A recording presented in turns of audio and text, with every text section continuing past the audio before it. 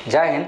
आज के इस वीडियो में हम जानेंगे कि पंचनामा बंटवारा कैसे होता है, इनकी वैधता कहाँ तक होती है, ये कब तक वैलिड रहता है और इसमें कितना खर्च आता है और उसका रसीद कटता है या नहीं कटता है तो कैसे कटता है, इसके बारे में हम पूरी आपको डिटेल में बताएंगे।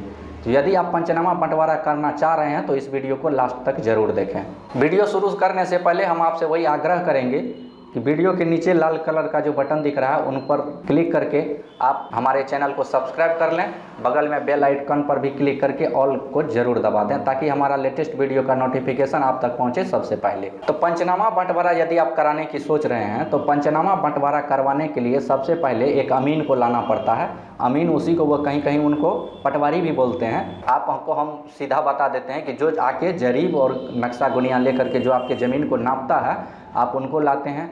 उनको लाने के बाद उनके द्वारा एक शेड्यूल बनवाते हैं। शेड्यूल में ये लिखा जाता है जिसमें कि शेड्यूल पंच के सामने बनता है, जिसमें आपके पंचायत के गणमान्य लोग और कुछ प्रतिनिधि, सरपंच, मुखिया, ये सब भी को भी आप बुलाते हैं। ये सब को बुलाने के बाद पूरी शेड्यूल तैयार करते हैं और उस शेड्यूल में पूरा स्पष्ट रूप से लिखा जाता है कि किस किस खाते के और खाते का, किस खेसरा का, कितना रकबा का ज़मीन किसके शेयर में गया है। और सबको अपना शेयर के अनुसार प्रत्येक क ख ग घ या 1-2 नंबरिंग करके आपका उसमें हक लिखा जाता है कि फलाना खाता खेसरा रकबा का इतना रकबा का ज़मीन वो आपका हुआ, फलाने खाता खेसरा रकबा का ज़मीन उनका हुआ। इस तरह से आपको एक दस्तावेज तैयार किया जाता है जिस पर आप सभी पक्षों के हस्ताक्षर या अंगूठा का निशान होते हैं।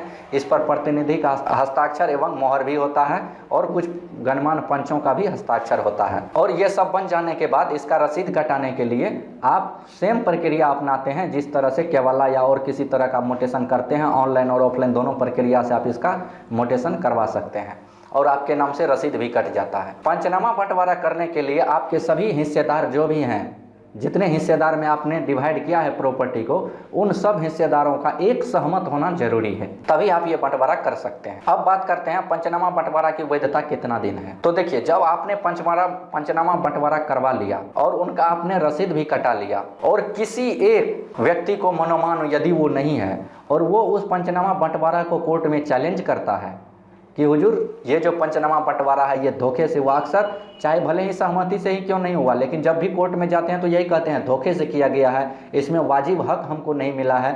इस तरह से जब वो मामला कोर्ट में उठा दिया तो फिर नए सिरे से बंटवारा होगा, वो पंचनामा बंटवारा का वैलिड नहीं रहेगा। हाँ, यदि आप उसमें कानून के पंचनामा बंटवारा आप किए हैं लेकिन उसमें कानून के सभी बिंदुओं को आपने फॉलो किया है, कहने का मतलब ये है कि नियम ये है कि किसी सड़क के किनारे, यदि सड़क साइड की जो ज़मीन होती है रोड साइड की, उसमें कानून है कि सबको बराबर हक मिलना चाहिए और आप उसमें करते हैं कि सड़क साइड किसी को दे दिए और पीछे किसी को दे दिए, तो ऐसी परिस्थिति में आपका पंचनामा बंटवारा वैलिड कोर्ट में नहीं रहेगा।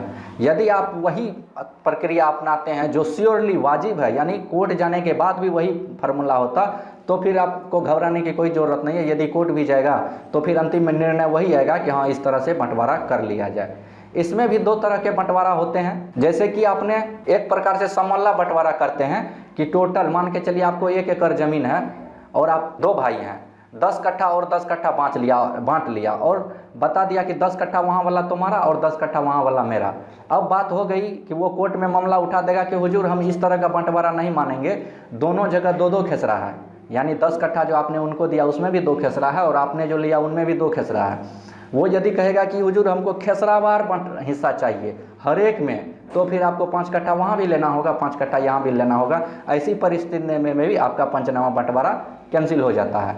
तो पंचनामा बंटवारा तब तक आपका वैलिड है, तब तक आपके नाम से रसीद कटता रहेगा जब तक कि उसमें से कोई भी हिस्सेदार कोर्ट में उस पर आपत्ति न लगा दे। तो उम्मीद करता हूं कि पंचनामा बंटवारा के बारे में आपने पूरा डिटेल से समझ लिया है। यदि फिर भी आपका कोई कन्फ्यूजन हो, कोई समस्या हो, तो आप हमको नीचे कमेंट कीजिए, हम उसका जवाब देंगे। यदि आप हमसे संपर्क करना चाहते हैं तो हमारा आई बटन में व्हाट्सएप वाला वीडियो का लिंक है, आप वहाँ से जाके हमको व्हाट्सएप पर संपर्क कर सकते हैं। इस वीडियो में इतना ही, मिलते हैं नेक्स्ट वीडियो में, तब तक के लिए जय हिंद।